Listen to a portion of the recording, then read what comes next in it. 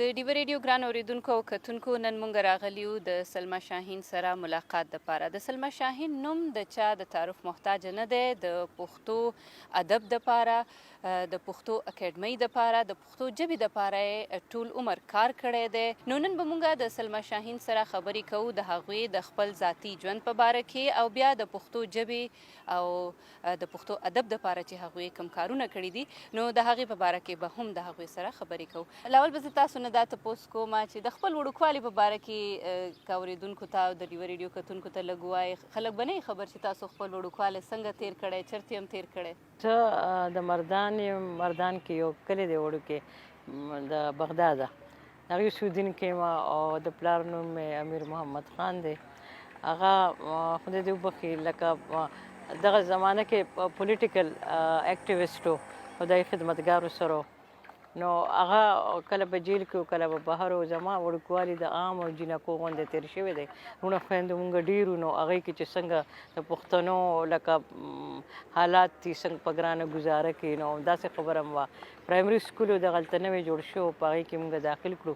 په دغه زمانه کې به خلکو جینکو په تعلیم دومره توجه نه ورکوله. خو زما په طبیعت کې زه اومه حساس او دا پیدایشي خبره ده چې کتابونو سره مې شوق و. هر کتاب به مې چې کله پوهېدم چې په مطلب یې پوهېدم نو ما کتابونه لوستل به کول او هغه د ړومبۍ پاڼې نه واله تر اخره پورې به مې کته. بیا اخبار به و، اکثر به پکې د اردو اخبارونو پکې به یوه پاڼه د پښتو هم وه، هغه به مې لوسته. په دغه زمانه کې چې به د چا شعرونه و ټپې به وي.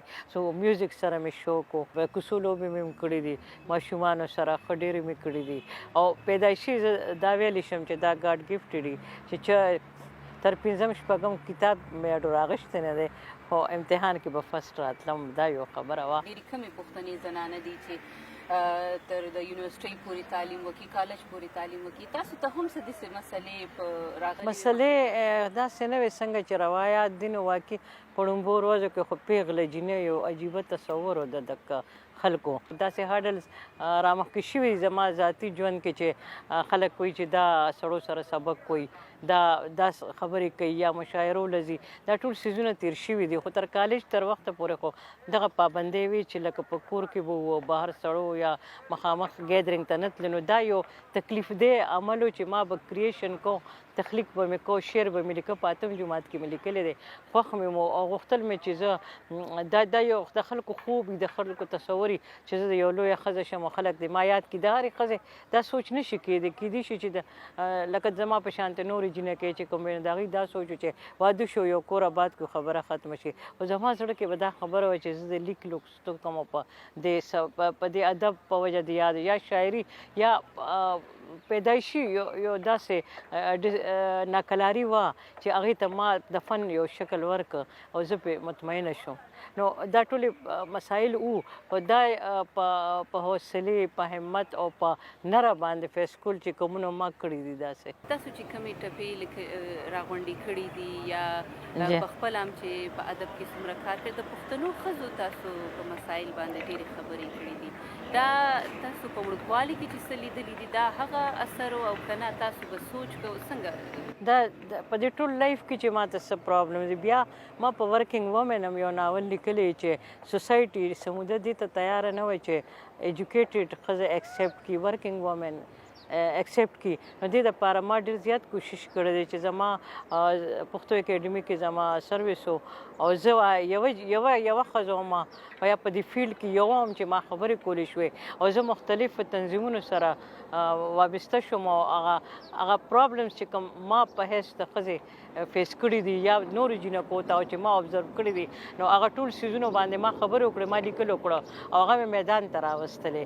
نو که هغه د افسانې په شکل کې دي، که د ناول په شکل کې دي او که د شاعرۍ په شکل کې دي نو هغه لاشعوري طور ما هغه خپل پرابلمز چې کوم چې ښځې زموږ په معاشره کې دا روایتي معاشره ده او دا څه حده پورې مذهبي هم ده، ډېرې پابندۍ دي پکې. نو هغه مې کوشش کړی دی او خلکو بیا آیډیلایز کړی ما چې خپله لور ما ته راولي. لکه زه په دې فخر محسوسوم چې دې ځای کې کم سکالرز وو، هغوی ډېرو خلکو زما په نوم باندې د خپلو لوڼو نومونه ایښي دي او بیا هغوی ما ته راوستي دي. لکه دا فطري نسواني جذبې چې کومې دي نو د پښتنو د روایتونو د کاڼو لاندې بندې شي.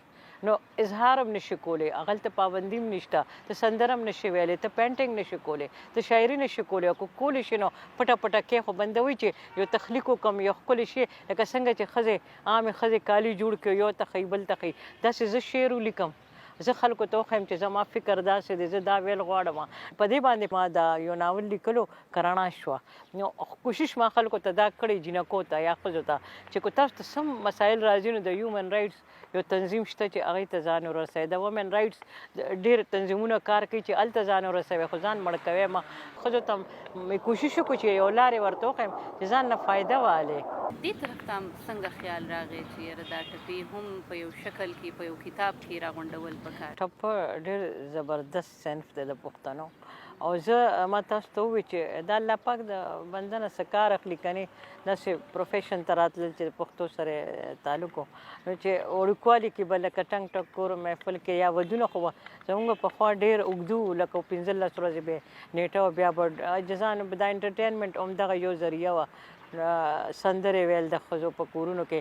نو ما به غور کوم، او کله چې زه پښتو اکیډمي ته رالم او ما ایز جونیر ریسرچ افیسر پښتو اکیډمي جوین کړم، دا پروجیکټ ما ته پښتو اکیډمي راکړه، نو زه پکې دومره خوشحاله یم. نو هغلته زما شوق و، دلته ما وایي چې دا خو زما خپله ژبه ده او دا سندرې هم زموږ خپلې دي. نو چې دا پروجیکټ یې راکړه نو ډېر سیریس مې واخیسته، او سیریس کېدو شو چې هغه ځای د ښځو د ډېرو مسایلو نه زه په دغې ټپو کې خبر شوم چې دا 85% ټپې چې کومې دي نو دا ټولې ښځو جوړې کړي دي، او همدغې مسایل دي پکې، او همدغې دا تکلیفونه دي پکې، هغې باندې چې څه تېرېږي دا هر څه دي. نو دغه ځای کې زما دلچسپي بیا جنډر بایز شوم تقریبا په دې لحاظ چې هغه کوم ریسرچ ما وکړو په هغې باندې. نو دا ما 15,000 ټپې راغونډې کړي، نور هم ډېرې شته، او دا مې په 6 کالو کې سرته ورسولې. په دې کې ما فیلډ ورک هم کړی دی، زیات کار مې پکې کړی دی، خو په خوشحالۍ مې کړی دی.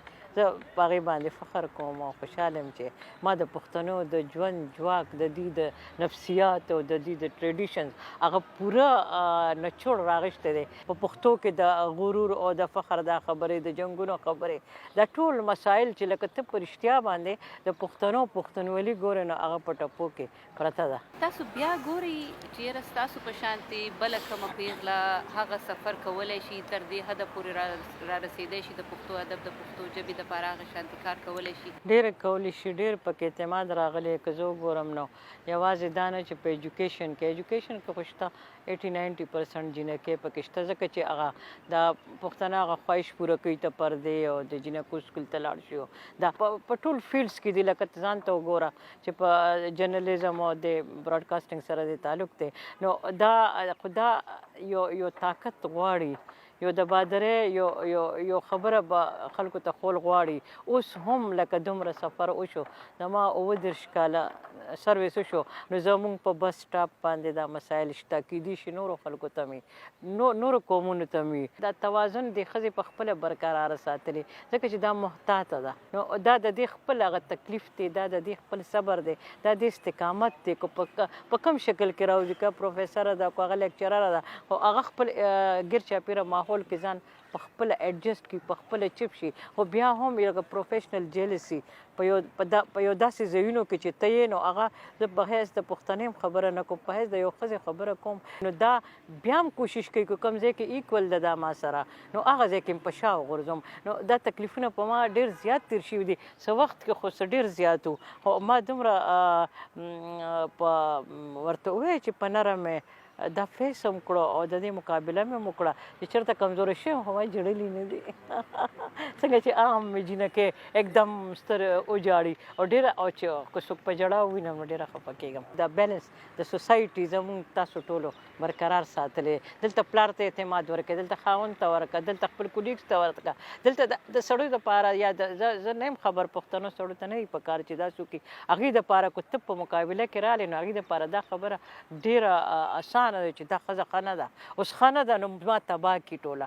زما خویندې، زما خورزې ته هغې چې هغه ویره غوندې پکې ویرې نه جینۍ واده که، ولې واده که تباه کې مه واده کوه، نه واده شي نو څه چل به وشي، خپله خپو باندې ودرېږي، خپله خبره وکړي. نو هغه کو ډېر هم قابل نو مور د دې یارې نه چې خلک به څه وایي، 15 کالو ته پریدي نه ایجوکیشن کمپلیټ کولو ته اوس هم دا شی موجود دی هلک کویدنې وکړه چې بیا پاتې نه شي نه پاتې کیږي داسې هېڅ خبره نه کیږي زه دا نه یم چې ښځه دې بې واده پاتې شي ډېر ضروري څیز دی په دغه کې خدای چې د دې یارې نه واده کول نه وي پکار چې بیا به رښتنې او بیا به څه کوو افسانې هم ولیکلې ناول هم ولیکلې ټپې هم راغونډې کړې څه تاسو نور غواړئ چې د پښتو ژبې دپاره نور څه وکړئ نو زه پښتو زموږ خپله ژبه ده زه رښتیا فکرمنده یم دې دپاره چې د مارکیټ ژبه انګریزي ده نو خلک ماشومان چې کوم دي دغه طرف ته روان دي خو زه بیا هم وایم چې خپله ژبه چې کومه ده مورنۍ ژبه هغې کې ته اظهار کړی کې ته سبق خولی شي کې ته سبق ویلی شي هغه ستا آیډنټیټي ده په حیث د یو پښتون قام زموږ ته د خپلې ژبې خیال پکار دی نو زه که فیسبوک کې نه یم په ټویټر باندې یو سوشل کانټیکټ لرم او اوس پی ایچ ډي زما سره چې کوم هلکان جینکې دي هغوی ته ګایډنس کوم که ما سره څوک نه هم دي هغوی ته هم ګایډنس کوم نو غواړم چې لکه د خلکو سره د خدای خو کې زما ډېر احترام کوي او تاسو یقین وکړئ چې ما وایي چې آفټر ریټایرمنټ به زه لږه بېغمه شم په ارام اوږده شم خو داسې ونه شو خلکو ته زما ضرورت دی او زه والنټیر یم زه دا خپل فرض ګڼم که ما ته خدای پاک یوه لاره ښوولې ده یو رڼا راکړې ده نو د نورو جینکو سپیشلی د نورو خلکو د لارې هم رڼا شي